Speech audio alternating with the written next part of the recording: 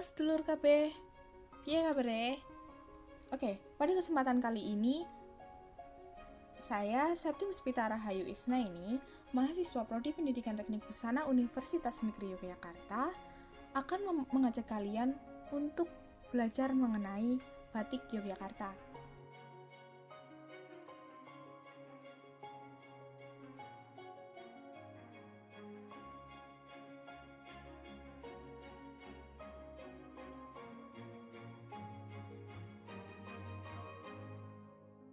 Pada dasarnya,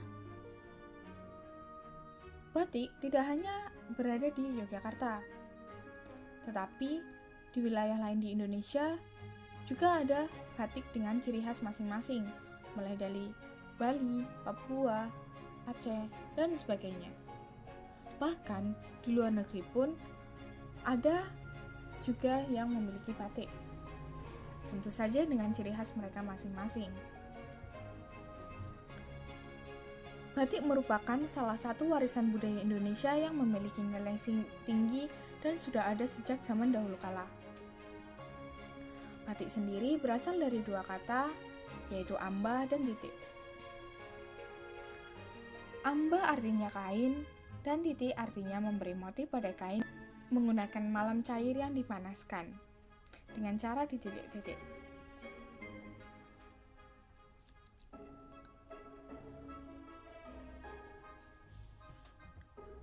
Pada abad ke-17 Masehi, batik hanya dituliskan di daun lontar dan papan rumah adat Jawa dengan pola yang dibuat dengan tanaman dan hewan. Kemudian pada masa kerajaan Majapahit, motif batik semakin berkembang dan bervariasi seperti motif abstrak, candi, awan, wayang, dan sebagainya. Karena terkenalnya batik pada masa tersebut, akhirnya para pembesar dari Kerajaan Mataram, Kerajaan Majapahit, dan Kerajaan Demak menjadikan batik sebagai simbol budaya. Dalam perkembangannya, kini proses pembuatan batik menggunakan bahan pewarna dari tanaman dan lumpur. Selain itu, sekarang juga banyak digunakan bahan pewarna kimia untuk proses pewarnaan batik itu sendiri. Pada zaman sekarang juga batik tidak hanya digunakan untuk busana saja. Akan tetapi, batik juga banyak digunakan untuk membuat tas, sepatu, sandal, dan aksesoris lainnya.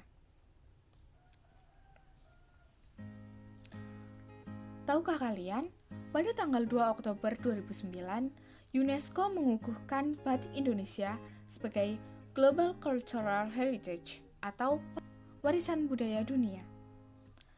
Selanjutnya, pemerintah Indonesia menetapkan setiap tanggal 2 Oktober sebagai Hari Batik Nasional.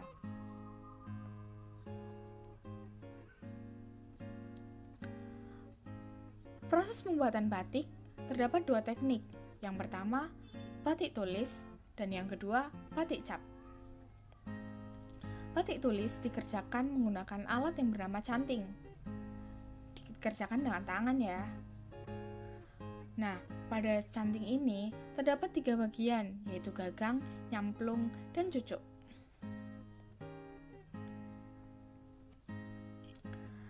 Nyamplung yaitu tempat tampungan cairan malam yang terbuat dari tembaga. Sedangkan cucuk tergabung dengan nyamplung, yaitu tempat keluarnya cairan malam panas saat menusuk batik. Selanjutnya, gagang yaitu pegangan canting yang umumnya terbuat dari bambu ataupun kayu. Ada banyak sekali jenis canting, yaitu canting cecek, loron, telon, rapat, liman, biok, renteng, dan sebagainya. Nah, untuk teknik batik cap sendiri digunakan dengan menggunakan kayu yang dibuat stempel dengan motif batik yang sudah ditentukan. Tentu saja, tinta yang digunakan bukan tinta yang seperti stempel yang biasanya ya. Pada batik cap ini tetap saja menggunakan malam sebagai tintanya. Di setiap daerah Indonesia, masing-masing daerah memiliki ciri khas motif batik dan filosofi yang beragam. Di Yogyakarta sendiri, banyak sekali motif batik yang khas dari Yogyakarta, seperti batik Ciptoning, batik Pamiluto, batik Wahyu Temurun, batik Parang Rusak Barong, batik Sidomukti, batik Kawung, batik Ceplok Kesatrian, batik Slobok, batik Semen, dan batik Nitik. Sekarang kita mulai memasuki langkah proses pembuatan batik tulis. Langkah yang pertama yaitu nyungging. Proses ini membuat batik tulis yaitu membuat pola di atas kertas yang digunakan oleh spesialis pola. Tidak semua orang bisa mengerjakan pola ini loh, karena pada proses ini harus membutuhkan ketelitian yang tinggi. Yang kedua, japlak, yaitu proses pemindahan pola dari kertas ke kain. Yang ketiga, ngelowong. Di tahap ini, pembatik mulai meletakkan malam atau lilin sesuai dengan pola yang telah dibuat.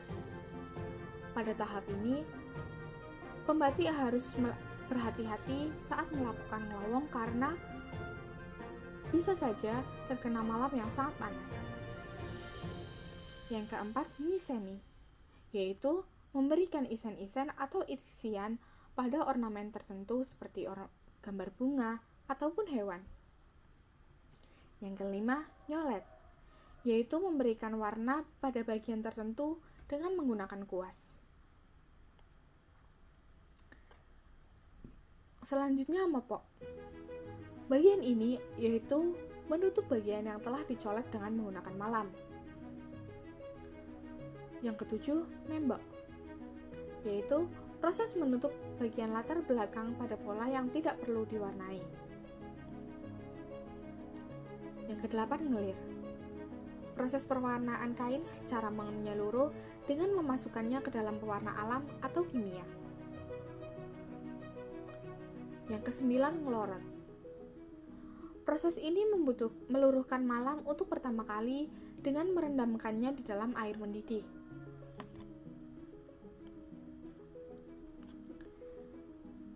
Yang ke-10, ngerentesi. Proses ini memberikan titik atau cecek pada kelowongan menggunakan canting dengan jarum yang tipis. Yang ke-11, nyumri, yaitu menutup bagian tertentu dengan menggunakan malam. Yang ke-12, ngelorot, yaitu proses akhir dan melarutkan malam pada kain dengan memasukkan pada air mendidih, kemudian diangin-anginkan sampai kering.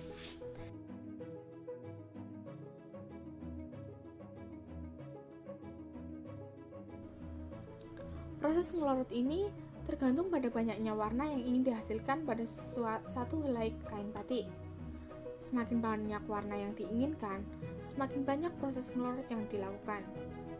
Itulah mengapa kain batik memiliki nilai dan harga yang lebih tinggi dibandingkan kain lainnya.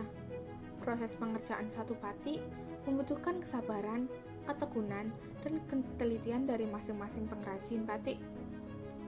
Proses pengerjaan yang panjang dan rumit biasanya membutuhkan waktu berbulan-bulan sampai bertahun-tahun. Nah, itu tadi penjelasan mengenai batik dan teknik langkah proses pembuatannya.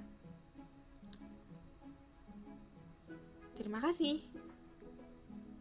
Bye-bye. Matur nuwun. Bye-bye.